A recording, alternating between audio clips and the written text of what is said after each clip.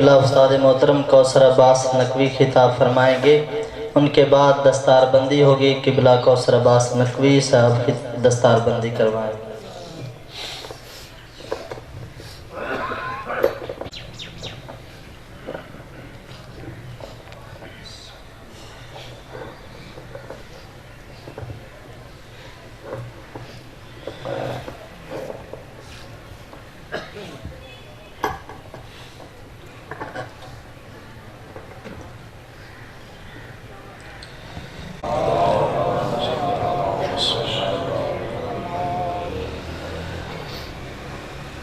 سیدہ حسین مرحوم کے سال ثواب کے لیے فاتحہ۔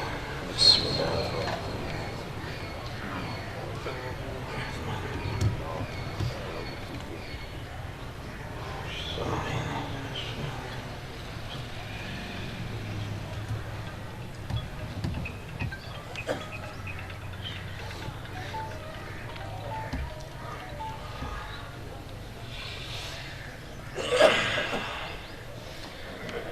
دعا ہے کہ رب رحیم و کریم سیدہ حسین مرحوم کو اپنی جباری رحمت میں جگہ عطا فرمائے، اور قبلہ عمران علی کاظمی صاحب کے والد مرحوم کو اپنی جباری رحمت میں جگہ عطا فرمائے، شفاعت محمد والی محمد علیہ السلام نصیب فرمائے۔ دیگر اس گھر کے تمام لواحقین متعلقین جو اس دار فانی سے رخصت ہو گئے ہیں، سب کی مغفرت بخشش فرمائے۔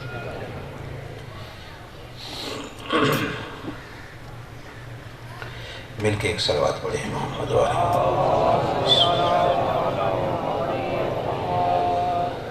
اعوذ باللہ من الشیطان الرجیم، بسم اللہ الرحمن الرحیم۔ الحمدللہ رب العالمین، الحمد والثناء لحق المعبود والسند المسجود وواجب الوجود، الذي تفرد بالأحدية وتنزه بالسبحانية، والصلاة والسلام على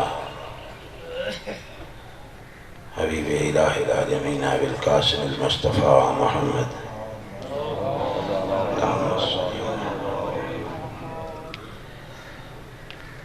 وعلى آله الأطيبين الأطهرين المنتجبين،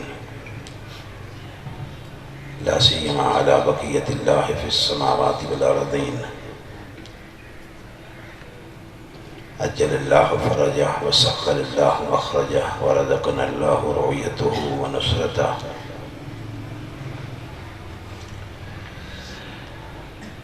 أما بعد، وقد قال الله تبارك وتعالى في كتابه المجيد والفرقان الحميد وهو أصدق القائلين وقوله الحق، بسم الله الرحمن الرحيم، أينما تكونوا يدرككم الموت ولو كنتم في بروج مشيدة۔ صلوات۔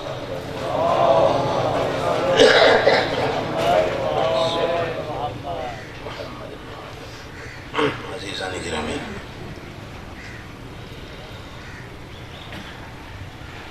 آئین بلاغت ہے کہ ہر سخنور کا سخن، ہر خطیب کا خطاب، ہر مقرر کی تقریر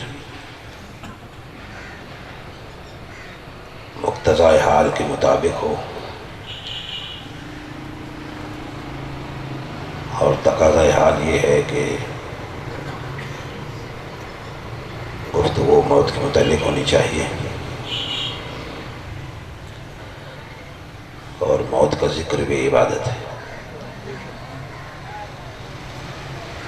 اور وصیت بھی ہے رسول اللہ صلی اللہ علیہ وآلہ وسلم۔ صحابہ کرام کے مجمع میں ارشاد فرمایا کہ اذکروا حادم اللذات، لذتوں کو منہدم کر دینے والی کو یاد رکھنا، حادم اللذات کو یاد رکھنا۔ تو صحابہ اکرام نے عرض کی کہ یا رسول اللہ، یہ حادم اللذات کیا ہے؟ کون ہے جو لذتوں کو منہدم کر دینے والی؟ فرمایا الموت، موت ہے جو لذتوں کو منہدم کر دے۔ چونکہ انسان دنیا کی زندگی میں لذتوں میں کھویا ہوا ہے.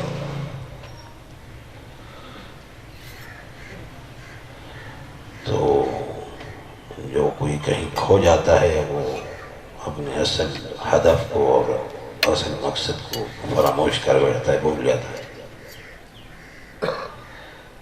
انسان ویسے ہی نسیان کا شکار ہے، انسان بھول جاتا ہے، بہت سی باتیں بھول جاتا ہے. اور یہ بھول جانا بھی احسان الہی ہے، شکر ہے کہ بھول جاتا ہے. وگرنہ جو مصیبتیں دنیا میں اس پہ پڑتی ہیں، اگر ہر لمحہ یاد رہیں تو جینا مشکل ہو جائے.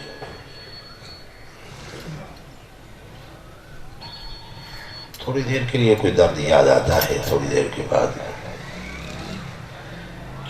کسی اور مشغلے میں کھو جاتا ہے، وہ بات ذہن سے نکل جاتی ہے. تو خداوند عالم نے جتنی چیزیں بھی انسان کو عطا فرمائی ہیں ان میں منفی کوئی بھی نہیں، سبھی مثبت ہیں.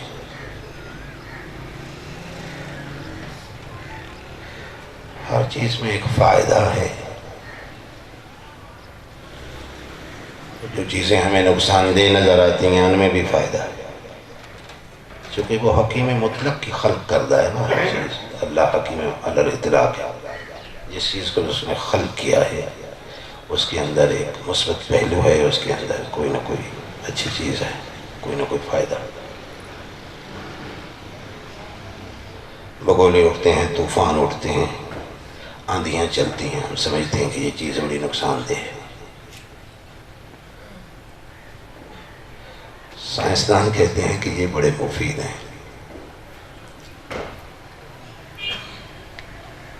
اگر یہ طوفان اور آندھیاں نہ چلیں، یہ تند ہوائیں نہ چلیں، تو جہاں گرمی ہے وہ گرمی اس زمین کو جلا دے، جہاں سردی ہے وہ سردی اسے جلا دے، اس ماحول کو. تو موسم کو اعتدال میں لانے کے لیے یہ ضروری ہے.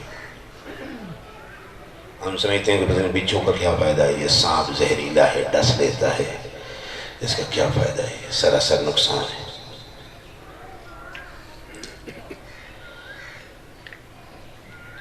لیکن ان کا فائدہ یہ ہے کہ آپ کی فضا اور ہوا میں جو سمومیت اور زہر پھیلا ہوا ہے یہ اسی کو چوستی.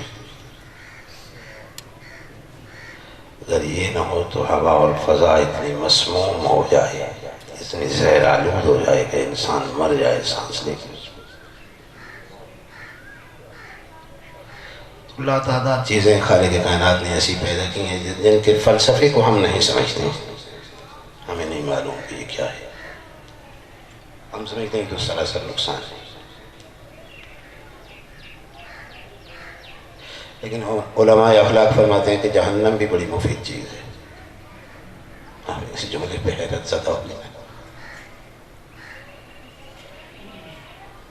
انہوں نے فرمایا کہ خداوند عالم نے جہنم خلق کیا انسان کو اس میں سزا دینے کے لیے نہیں، بطور کوڑا خلق کی ہے کہ اس کے ذریعے سے، اس جہنم کے کوڑے کے ذریعے سے انسان کو ہانک کے جنت میں لے جائے.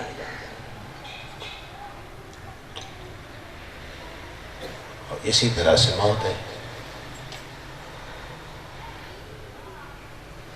یہ بہت بڑی نعمت ہے، آپ یقین کریں. بڑی خوبصورت چیز ہے اور بڑی میٹھی چیز ہے. ہم اسے تلخ سمجھتے ہیں لیکن ہے میٹھی چیز. یہ موت کا ذائقہ بھی مجھے کربلا والوں نے بتایا ہے.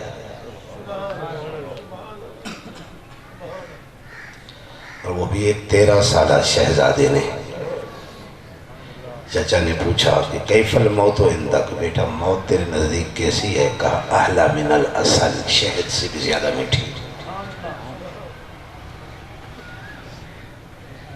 یہ تو نعمت ہے، دیدار الہی کرا دیتی ہے، قرب الہی کی منزل پہ لے جاتی ہے. اس سے اور اچھی چیز کیا ہوتی ہے؟ سعادت ابدیہ تک پہنچا دیتی ہے، حقیقت سرمدیہ تک لے جاتی ہے، جنت تک لے جاتی ہے، عالم آخرت تک لے جاتی ہے، عالم معنی تک لے جاتی ہے، زیارت پنجتن کرا دیتی ہے. بوجھ ہلکا کر دیتی ہے، سبک کر دیتی ہے انسان. کتنے بوجھ انسان نے اٹھا رکھے ہیں دنیا میں، خود ساختہ ضرورتوں کے بوجھ، وہ سارے ختم کر، آزاد بھی کر دیتی ہے. بڑی زنجیروں میں جکڑے ہوئے ہیں ہم لوگ. زنجیریں بھی ہماری خود بنائی ہوئی ہیں جن سے ہم نے اپنے آپ کو باندھا ہے، بیڑیاں بھی خود پہنی ہیں، توق بھی گلے میں ہم نے خود ڈالا ہے. موت وہ توق بھی توڑ کے پھینک دیتی ہے، بیڑیاں بھی.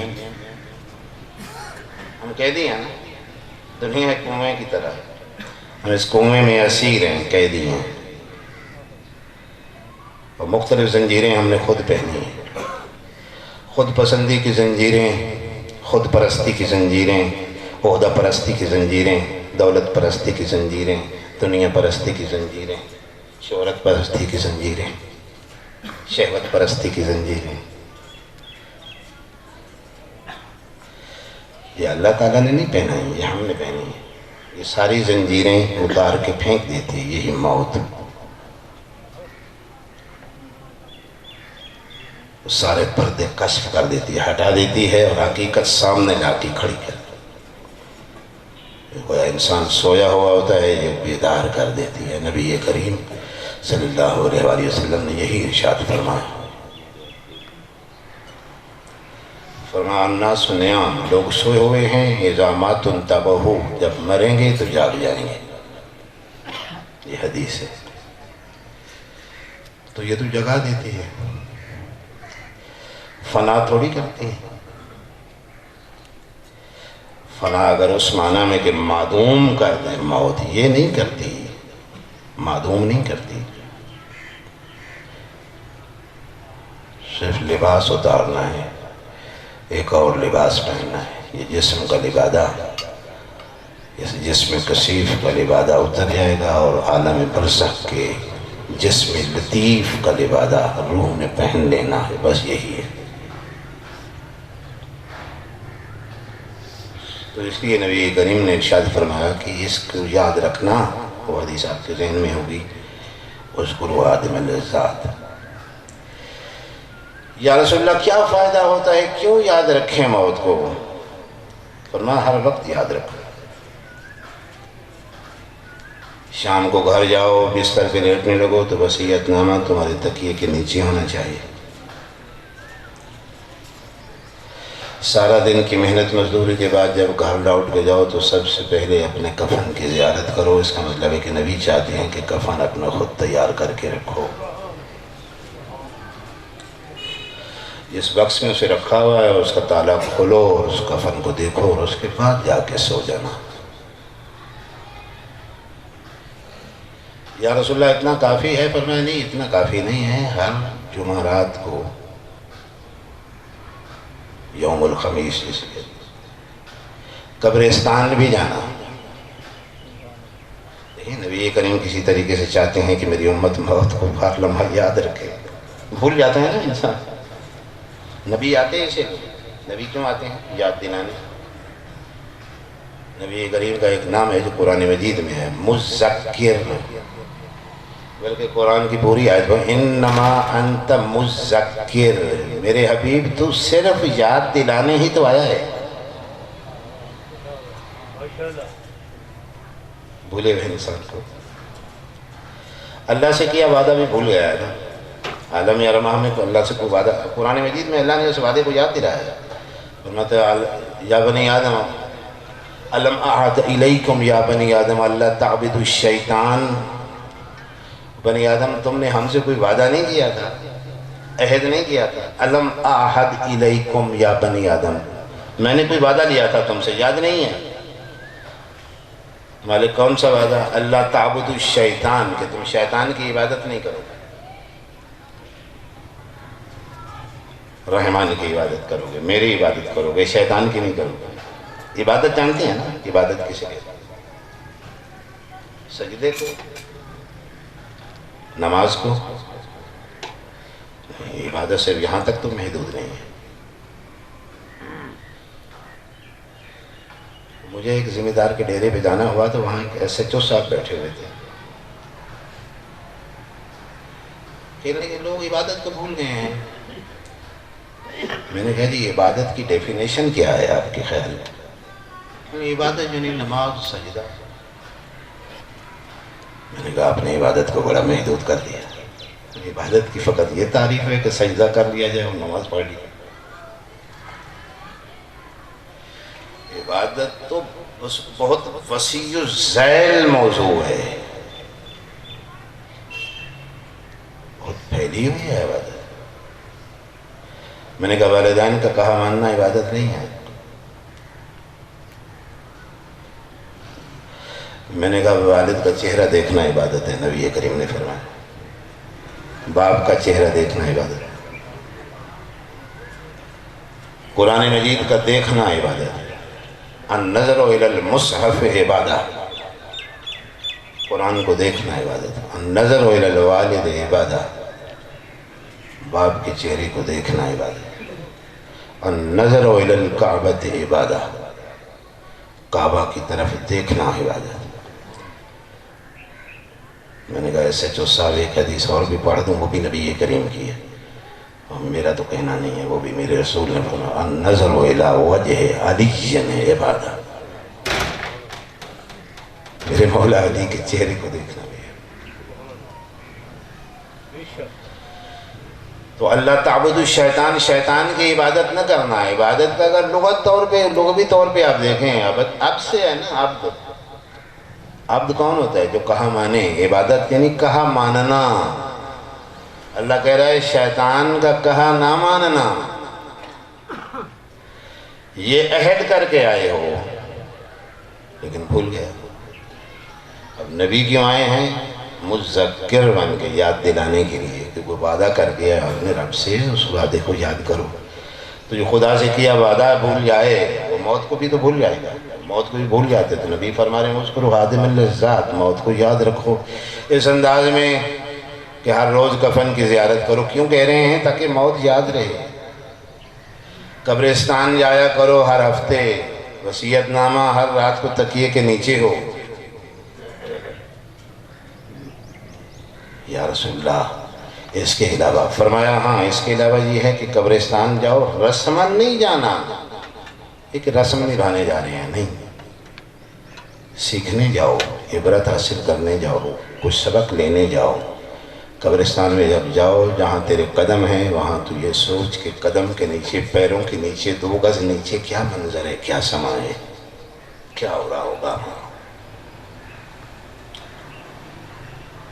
کتنے جرنیل ہیں جو اپنا لو لشکر چھوڑ کے یہاں آ گئے، تنہا پڑے ہیں قبر کی تنہائی میں اکیلے.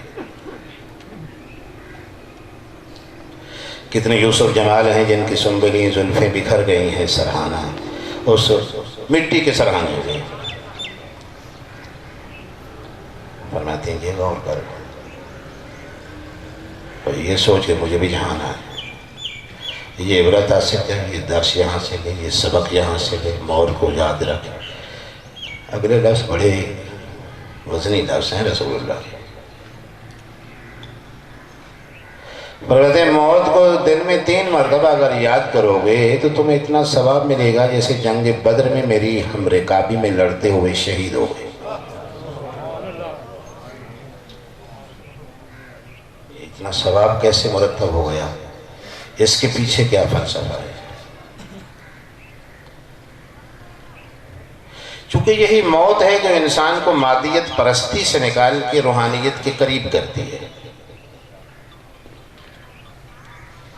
جب ذہن میں یہ تصور ہو کہ مجھے ایسے دنیا میں ہمیشہ نہیں رہنا، چلے جانا ہے، میں یہاں مہمان ہوں یا میں یہاں مسافر ہوں، یہ میرا وطن تھوڑی ہے، یہ میرا گھر تو نہیں ہے. عالم طبعیت میں حادثاتی طور پہ پہنچ گیا ہوں، زمین کی آغوش میں آ گیا ہوں، یہاں کا رہنے والا نہیں ہوں. انسان اصل میں فرشی ہے ہی نہیں، انسان تو عرشی ہے. اسے تو وہیں لوٹ کے جانا ہے جہاں سے وہ آیا ہے. جسم یہاں کا زمین کا بنا تھا، وہ زمین میں چلا جائے گا، لیکن روح جب یہاں کی ہے ہی نہیں، وہ عالم بالا سے آئی ہے، تو اسے تو پلٹ کے وہیں جانا ہے. عالم بالا میں کل شیء یرجع الی اصلہ، ہر چیز اپنی اصل کی طرف پلٹ جاتی ہے. تو جب اصل کی طرف پلٹتی ہے تو روح کی اصل تو یہ زمین نہیں ہے، اسے تو یہاں نہیں رہنا، وہ تو پلٹ کے چلی جائے گی. عالم بالا سے آئی اپنے اسی مسکن کی طرف چلی جائے گی. اور آپ علماء علم الارواح سے پوچھئے کہ انسان کسے کہتے ہیں؟ جسم کو نہیں، جسم کو تو انسان نہیں، تو لبادہ ہے، لباس ہے. علماء علم الارواح فرماتے ہیں کہ انسان حقیقی روح ہے. اصل میں جسے انسان کہا جاتا ہے نا وہ روح ہے، جسم نہیں. تو روح تو فنا ہوتی نہیں، اس کا مطلب انسان بھی فنا نہیں ہوتا. اصل پلٹ کے جانا ہے، مسکن کہیں اور ہے، وطن کہیں اور ہے، راستہ بھول چکے ہیں، بھٹکے ہوئے مسافر کی طرح ادھر دیکھتے ہیں کہ جانا کہاں ہے. خمیر کسی اور چیز سے اٹھا ہے. اس عالم طبیعت میں سوائے اضطراب و اضطرار کے اور کچھ نصیب میں آتا نہیں. ایک لمحے کو سکون نہیں، مل بھی کیسے سکتا ہے؟ سفر میں سکون ملتا ہے، سفر میں کہاں سکون؟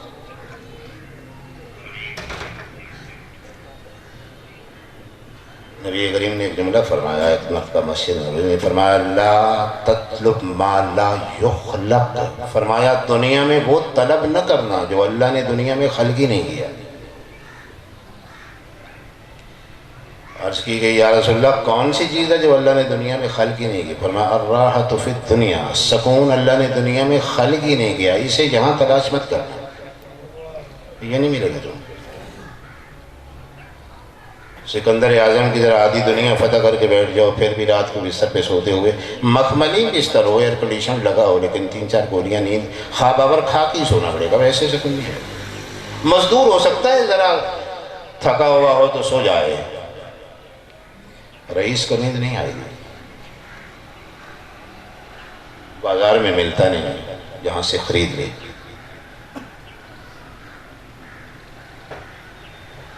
تو یہ تو دنیا میں یہ چیز نہیں ہے. یہ کہاں ملے گی؟ جو اس کا اصل مسکن وطن ہے، جنت، وہیں سے نکالا گیا ہے. وہیں پلٹ کے جائے گا تو وہاں مقام راحت ہے، وہاں سکون ہے، یہ دنیا میں نہیں.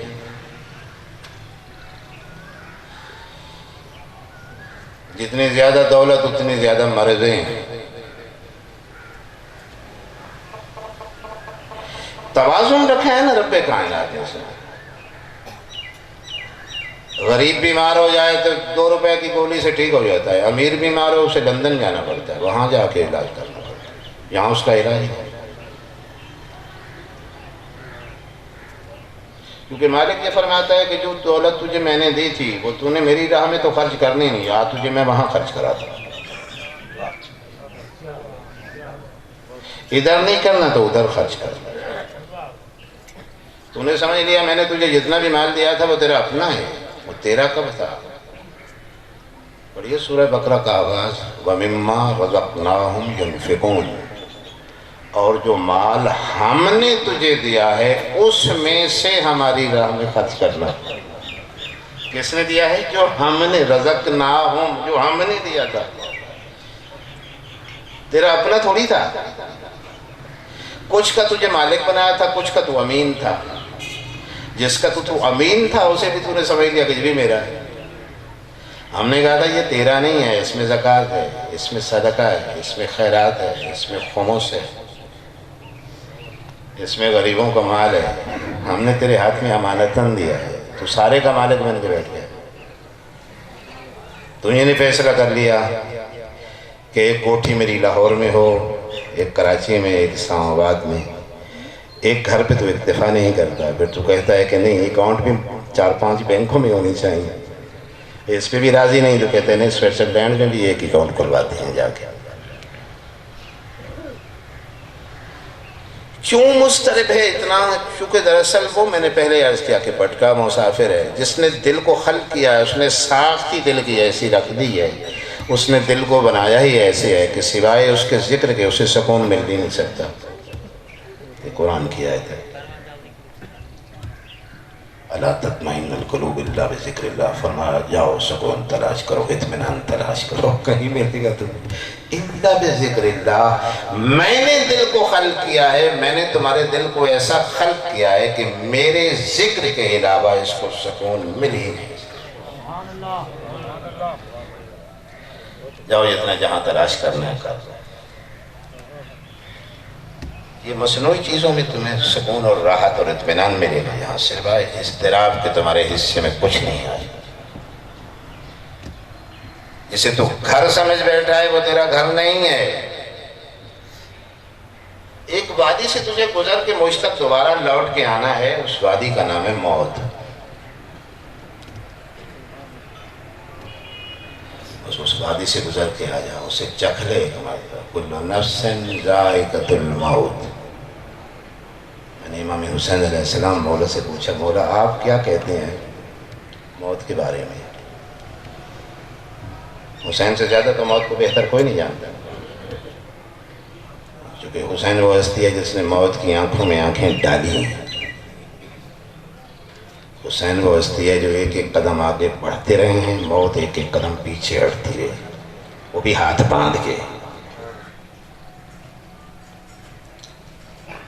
پتہ ہے آپ کو یہ کب ہوا ہے؟ جب 6 ماہ بچہ شبیر کے ہاتھوں پہ تھا۔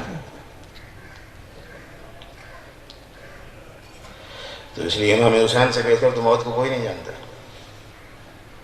آئیے مولا سے پوچھیں، مولا آپ بتائیں یہ کیوں ڈرتے ہیں لوگ موت سے؟ فرمایا 2-3 وجوہات ہیں۔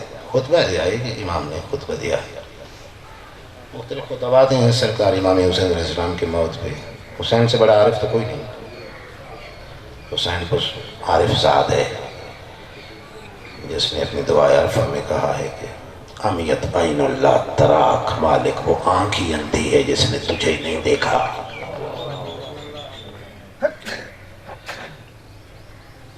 ایسا عارف انسان آپ نے کہیں دیکھا؟ یہ امام حسین علیہ السلام دیکھ چکے ہیں تو کہہ رہے ہیں نا، اپنے رب کو جو دیکھ چکا ہو، جو خالق کا دیدار کر چکا ہو، وہ یہ کہہ سکتا ہے کہ وہ اندھا ہے جس نے رب کو نہیں دیکھا۔ حسین کہہ رہے ہیں۔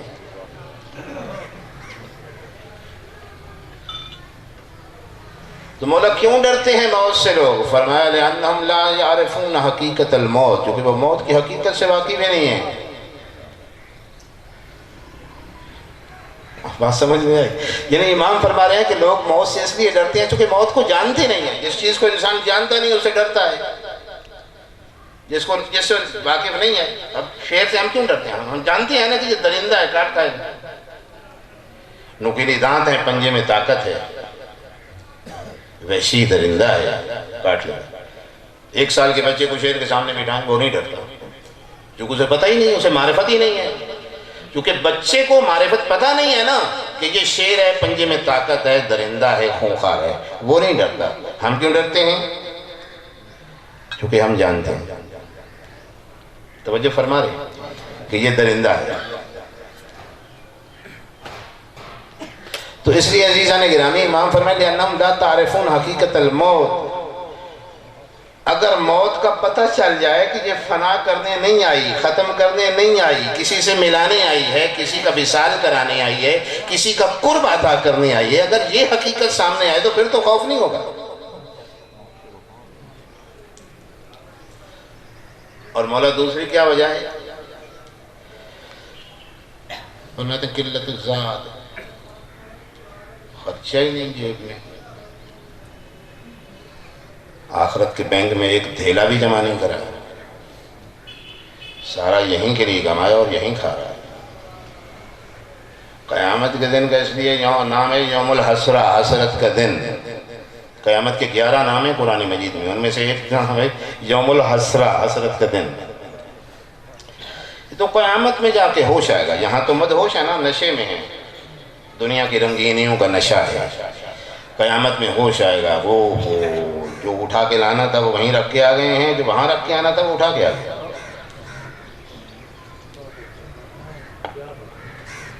کچھ حسنات لانا تھیں، کچھ نیکیاں لانا تھیں، وہ اپنے ساتھ لانا تھیں۔ اس دنیا میں جو، اس عالم میں جو سکہ چلتا ہی نہیں وہ لے کے آ گیا، جو یہاں چلتا تھا وہ وہاں چھوڑا۔ ہر ملک کا اپنا ایک سکہ ہے، کہیں ڈالر ہے، کہیں ریال ہے، کہیں دینار ہے، کہیں روپیہ ہے، کہیں لیرہ ہے، وہ مختلف کرنسیز ہیں۔ آخرت کے ملک کی بھی ایک کرنسی ہے، اس کا نام ہے نیکی۔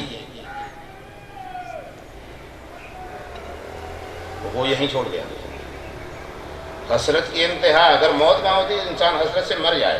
یہ حدیث ہے. قیامت میں انسان حسرت سے اس وقت مر جائے اگر موت ہو وہاں، لیکن موت وہاں ہے ہی نہیں. کب مر جائے؟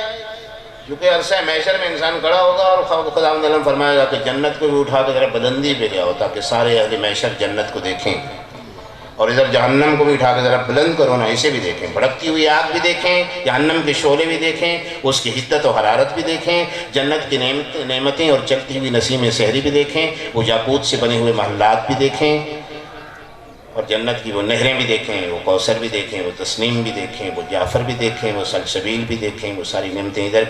ایک نظر ادھر دیکھے گا، ایک نظر ادھر دیکھے گا تو اتنی حسرت ہوگی کہ اگر موت ہو تو مر جائے، لیکن وہ ہے ہی نہیں. یہ نعمت تو خالق کائنات نے اسی دنیا کے لیے خلق فرمائی. یہی بیدار کرتی ہے، یہ متنبہ کرتی ہے انسان کو، جسے موت کہتے ہیں. بلند آواز سے درود پڑھیں محمد والے محمد علیہ السلام صلی اللہ علیہ وسلم. تو مختلف مواقع پہ سرور دو عالم صلی اللہ علیہ وآلہ وسلم نے اپنی امت کو متنبہ کیا ہے، موت کی طرف متوجہ کیا ہے، دنیا کی بے ثباتی کی طرف. یہ خطبہ ہے سرکار ختم مرتبہ، کافی میں آپ کو مل جائے گا اصولی کافی. ایھا الناس، لوگو، انتم فی دار ہدنۃ، تم ہدنہ کے گھر میں ہو. یہ عجیب لفظ ہے. وانتم علی ظہر سفر، اور تم سفر کی پشت پہ سفر کر رہے ہو. یہ بھی بڑا عجیب لفظ ہے، لیکن افصح العرب پیغمبر کی زبان سے. وَلَقَدْ وَسَيْرُكُمْ بِسَرِيعٍ، اور تمہاری رفتار بڑی تیز ہے. یہ نہ سمجھو کہ دھیما آہستہ سفر کر رہے ہیں اور دیر لگے گی، نہیں، سفر تو اتنا تیز ہو رہا ہے تمہیں اندازہ ہی نہیں ہے کتنے تیز چل رہے ہو تم، اور کہاں تمہاری منزل قریب آنے میں پتہ ہی نہیں چلے گا. تمہیں لگے گا جیسے ابھی خواب سے جاگے ہیں، ابھی بیدار ہوئے ہیں. سَيْرُكُمْ سَرِيعٌ وَلَقَدْ رَأَيْتُمُ اللَّيْلَ وَالنَّهَارَ وَالشَّمْسَ وَالْقَمَرَ يَبْلِيَانِ كُلَّ جَدِيدٍ. اور یہ سورج اور یہ چاند اور یہ دن اور یہ رات ہر نئی چیز کو پرانا کر رہے ہیں. یبلیان پرانا کر رہے ہیں، کل جدید ہر نئی چیز کو. وہ دن گزرتا ہے، رات گزرتی ہے، کبھی چاند طلوع ہوتا ہے، کبھی سورج طلوع ہوتا ہے، اور آہستہ آہستہ یہ کیا کر رہے ہیں؟ ہر نئی چیز کو پرانا بنا رہے ہیں. یہ چاند اور سورج کی گردش پرانا کر رہی ہے، یہ گردش لیل و نہار، یہ دن رات کا آنا جانا چیزوں کو پرانا کر رہا ہے. وَيُقَرِّبَانِ كُلَّ بَعِيدٍ، اور ہر دور والی چیز کو نزدیک کر رہے ہیں. پتہ ہی نہیں چلتا. 50 سال پہلے ایک واقعہ ہوا تھا، آج بیٹھ کے سوچتے ہیں تو یوں لگتا ہے جیسے کل ہوا ہے، جیسے ابھی ہوا بھی واقعہ. یہ کل ہی کی تو بات ہے. لوگ کہتے ہیں کہ کل ہی کی تو بات ہے، 50 سال پہلے جو گزر گیا واقعہ. یہ ہے یقربان کل بعید، ہر دور والی چیز کو یہ نزدیک کر دیں. وَيَأْتِيَانِ بِكُلِّ مَوْعُودٍ، رسالت مآب کا خطبہ ہے، آپ کے نبی کا خطبہ ہے، اس کو ذرا غور سے سن لیجیے. رسالت مآب کی بات بھی اگر دل پہ اثر نہیں کرے گی تو پھر کیا اثر ہوگا؟ میرے سامنے سبھی لا الہ الا اللہ اور محمد رسول اللہ پڑھنے والے تشریف فرما، یقیناً اثر ہوا. کیسے ممکن ہے کہ اثر نہ ہو؟ وَيَأْتِيَانِ بِكُلِّ مَوْعُودٍ، اور ہر وعدے کو قریب کر رہا، آ رہا ہے، ہر وعدہ تمہارا کیا ہوا آ رہا ہے، قریب آ رہا ہے. یہ دن گزر رہا ہے، رات گزر رہی ہے، چاند آ رہا ہے، سورج آ رہا ہے، اور تمہارا ہر کیا ہوا وعدہ قریب آ رہا ہے.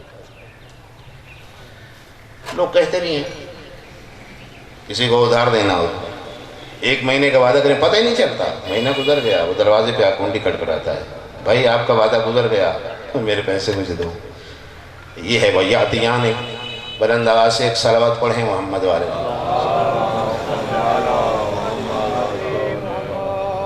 ایک مرتبہ پھر پڑھ لیجیے.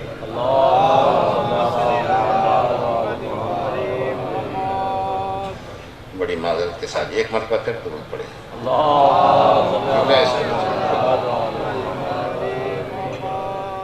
نعرہ تکبیر،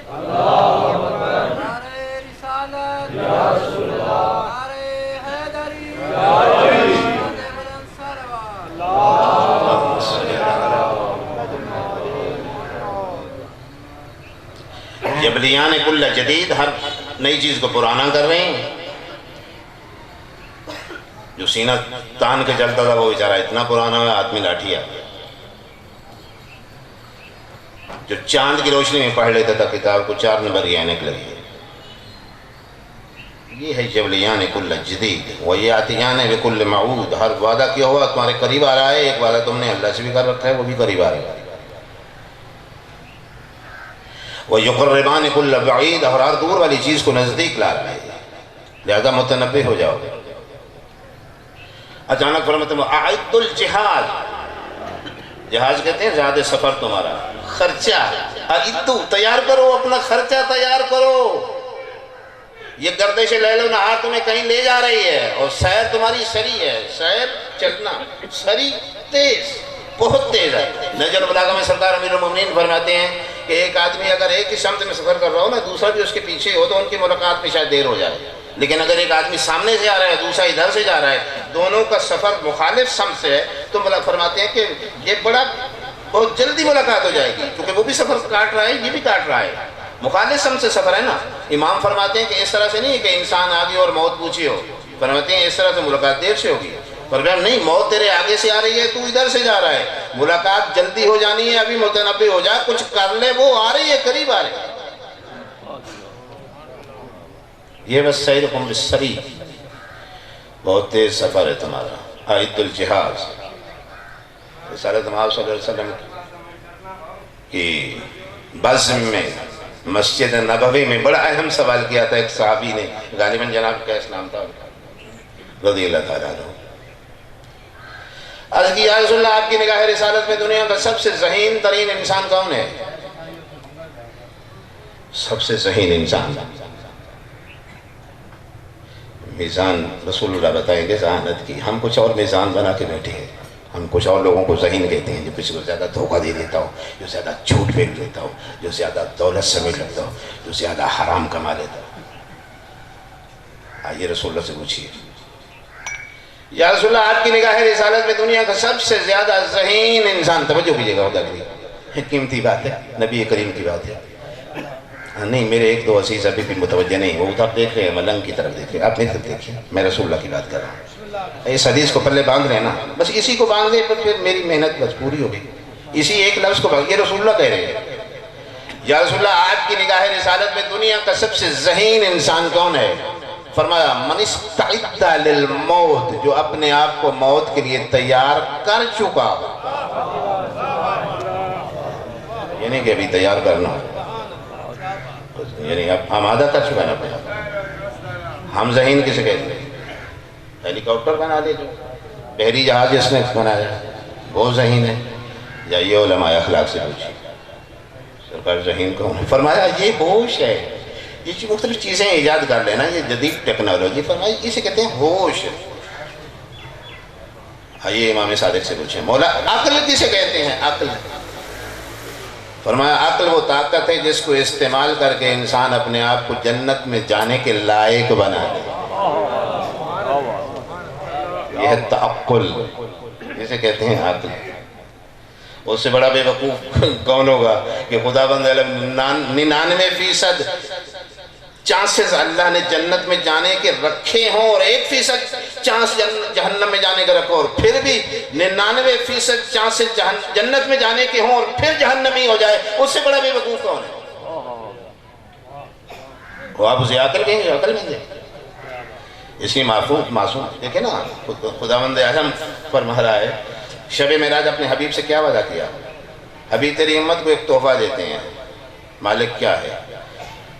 فرمایا نیکی سوچے گا تو ہمیں کہوں گا فرشتوں سے لکھ لے، گناہ سوچے گا تو نہیں لکھنا. مالک کوئی اور تحفہ بھی ہے. فرمایا ایک نیکی کرے گا تو 10 لکھوں گا، ایک گناہ کرے گا تو 1 لکھوں گا. یعنی جنت میں جانے کے چانسز کتنے بڑھا دیے ہیں. مالک صرف 10، فرمایا نہیں اس سے بھی زیادہ بڑھا دیتے. ایک نیکی کرنے میں کتنی مل جائیں گی؟ مالک فرمایا مثل الذین ينفقون اموالهم فی سبیل اللہ کمثل حبۃ انبتت 7 سنابل فی کل سنبلۃ 100 حبۃ. بالکل خلاصہ کر کے آیت کا آپ کے سامنے مفہوم عرض کروں تو مالک فرما رہا ہے کہ ایک نیکی بندہ کرے گا تو میں 700 لکھ دوں.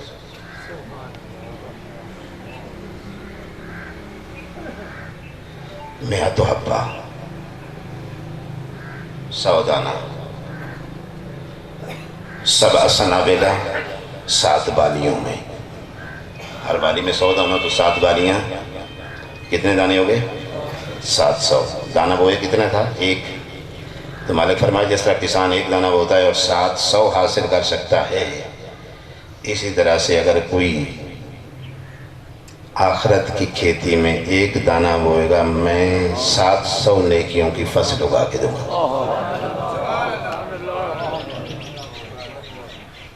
کتاب میں تو میں آپ کے سامنے بیان کرتے ہوئے شاید جھجکتا، لیکن چونکہ مستند روایت ہے اور کتاب میں پڑھی ہے، مستند کتاب میں اس لیے بیان کرنے میں کوئی جھجک نہیں ہے. مالک کہاں تک گناہ کو لے جائے کہ تو پھر بھی معاف کر دے؟ فرمایا 70 نبی کو قتل کر بھی سچے دل سے توبہ کر لی، معاف کر دے. انتہا نہیں ہوگی. پھر بھی انسان جنت جانے کا استحقاق پیدا نہ کر سکے. یہ تو میں نے ٹھیک کہا کہ 99% چانسز اس نے جنت میں جانے کے رکھے ہیں. تو پھر اس کا مطلب یہ ہے کہ جہنم جانے کی ضد ہے کہ رحمت الہی دامن سے پکڑ کے کھینچ رہی ہے جنت کی طرف، اور انسان جہنم کی طرف ضد کر کے جانا چاہتا ہے. اس کے علاوہ اور کوئی چیز نہیں. اور پھر پوچھیں امام حسین علیہ السلام سے، مولا تیسری وجہ کیا ہے موت سے ڈرنے کی؟ فرمایا دنیا سے چسپاں ہو جانا. جو چیز چسپاں ہو جاتی ہے پھر تکلیف ہوتی ہے اسے چھوڑتے ہوئے. مثال دوں آپ کو، پھوڑا نکلا ہے جسم پہ، ایک ٹیپ سی لگاتے ہیں، اوپر لگا دیتے ہیں، چسپاں کر دیتے ہیں. کھینچ کے اتارنا چاہیں تو بڑی تکلیف ہوتی ہے.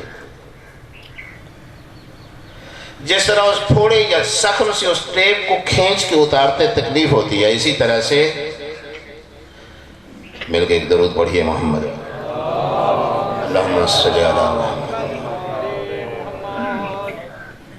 گفتگو گرچہ ادھوری ہے لیکن بہرحال پھر بھی کافی پیغام آپ تک پہنچ گیا ہے.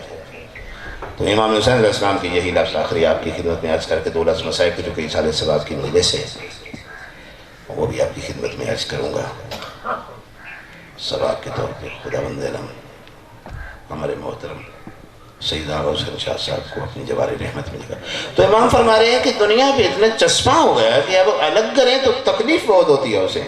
اگر پہلے دن سے ہی اتنا چسپاں نہیں ہوتا، اتنا گھل مل نہیں جاتا دنیا سے، تو پھر دنیا کو چھوڑتے تکلیف ہی نہیں ہوتی. جو زاہد ہیں، جو گھلے ملے نہیں ہیں، جو دنیا سے اپنے آپ کو، جو دنیا سے جنہوں نے اتنا وابستہ نہیں کر لیا ہے، پھر وہ امیر المومنین کی طرح فرماتے ہیں کہ موت علی پہ آ گرے یا علی موت پہ کوئی فرق نہیں پڑتا ہے، کیونکہ وہاں خوف نہیں ہے، کیونکہ وہاں چسپاں نہیں ہوئے، وہاں اتنی وابستگی دنیا سے یعنی سمجھ میں آ گیا کہ یہ صرف، اور دین کے لیے قربانی بھی سچ کہیے تو وہی لوگ دے سکتے ہیں جو دنیا کے، جن کے دل میں محبت نہ ہو، جو دنیا سے اتنے پیار کرتے ہوں کہ دنیا کی محبت نے اتنا اندھا کر دیا ہو کہ بطول کی بیٹیوں کی چادریں بھی لوٹ لو، وہاں ابن زیاد سے کوئی درہم مل جائیں گے. یہ دنیا کی محبت ہے جس نے کربلا برپا کی ہے عزیزاں. اور کیا ہے؟ کربلا کے میدان میں کھڑا کہہ نہیں رہا تھا زہرا کا دار، ایک جملہ امام نے فرماؤ لشکر یزید کو مخاطب کر کے، یہ روز عاشور کا پورا خطبہ ہے، پھر کبھی سناؤں گا آپ کو، لیکن یہ ایک جملہ سن لیجیے. فرمایا خدا کے لیے اقسمکم باللہ، میں تمہیں اللہ کی قسم دیتا ہوں، مجھے یہ بتاؤ کہ اللہ کی اس پوری زمین پر حسین کے علاوہ کوئی اور بھی نواسہ رسول ہے؟ حسین نہیں. فرمایا میں نے کسی کا مال لوٹا نہیں حسین، میں نے کسی کا ناحق قتل کیا ہے نہیں حسین. کیوں مارنا چاہتے اس بیابان میں، اس جنگل میں؟ 4 سال کی بیٹی میرے ساتھ ہے، زینب جیسی بہنیں میرے ساتھ. ڈر گئے تھے حسین، اللہ کی قسم بچانا چاہتے تھے.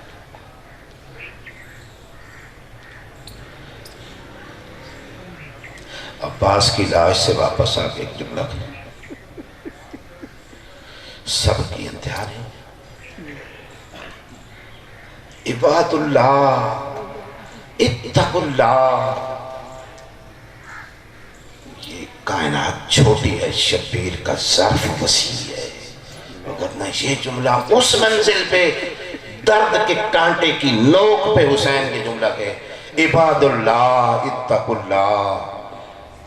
گھوڑے کی لگام پکڑی ہوئی ہے، خالی گھوڑا ہے عباس کا، عباس کو دفنا بھی نہیں سکے، وہیں فرات پہ چھوڑ کے آیا ہے. پھر کہہ رہا ہے عباد اللہ، او اللہ کے بندو، اتقوا اللہ، اللہ سے ڈرو، وکون من الدنیا علی حذر، اور دنیا سے دور ہو جاؤ. یزید کے دینار نہ دیکھو، ابن زیاد کے درہموں کے پیچھے بطول کی بیٹیوں کے خیمے نہ جلاؤ، تم نے میرا شبیہ رسول بیٹا مار دیا ہے. سر سے لے کے پیروں تک زخمی، خیمے میں داخل ہوا، بہن کی نظر پڑی.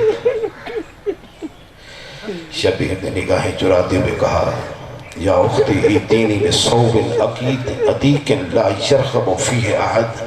زینب بہن کو ایسا پرانا لباس لا دے جو لوٹے کوئی نہیں. اجرکم علی اللہ، اجرکم سلامت رہو. مقتل کا جملہ میرے عزیز، اس آنے سوال کی مجلس سے بغیر نہ میں چھوڑ دیتا.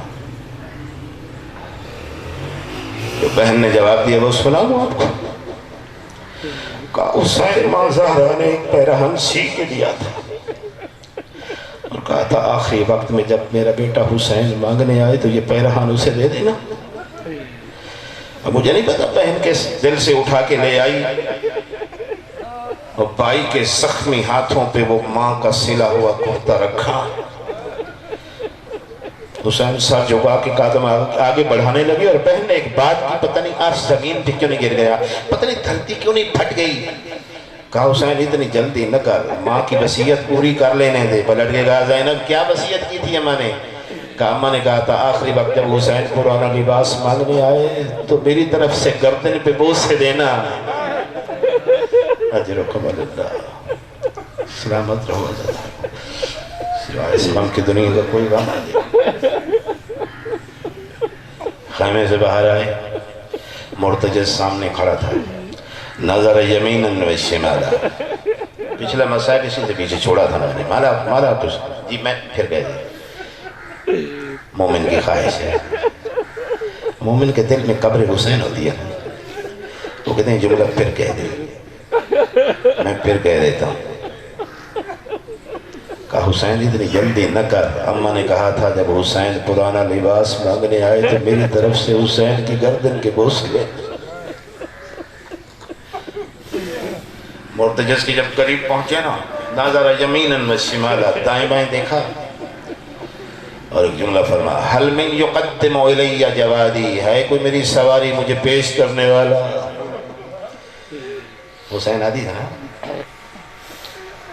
دعا کرو کوئی انسان کسی چیز کا عادی نہ ہو. حسین عادی تھے، مدینہ سے چلے، مدینہ سے مکہ، مکہ سے کربلا تک، جہاں بھی حسین گھوڑے پہ سوار ہونے لگتے ایک طرف سے اکبر آ جاتا، دوسری طرف سے عباس آ جاتے. ایک رکاب پکڑتا تھا، دوسرا لگام تھامتا تھا. زہرا کا لال شان سے سوار ہوتا. اب اسی لیے دائیں میں دیکھا، نہ اکبر نظر آیا، نہ عباس نظر آئے، نہ قاسم نظر آئے. حسرت سے بے ساختہ فرما حل من یقدم الی جوادی، ہے کوئی مجھے سواری پیش کرنے والا. بہن نے خیمے میں سنا، تڑپ گئی. ابھی تو چادر تھی نا بطول کی بیٹی کے پاس. کام میں کلثوم تو بھی چادر سر پہ رکھ کے خیمے سے باہر آ جا، میں حسین کے گھوڑے کی لگام پکڑتی ہوں، تو رکاب تھام. عمر ابن سعد یہ نہ کہے حسین کی فوج ختم ہو. الا لعنت اللہ علی القوم الظالمین وسيعلم الذين ظلموا أي منقلب. رب صل على محمد وآل محمد وعجل فرج آل محمد. استغفر الله الذي لا اله الا هو الحي القيوم الرحمن الرحيم بديع السماوات والارض من جميع ذل وجرد واستغفر على نفسي وحدوب اليه رب العالمين.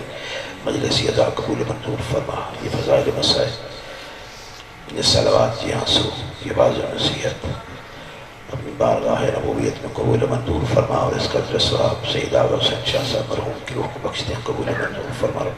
ہمارے مولا کا سرکار امام زمان علیہ السلام کو صلی اللہ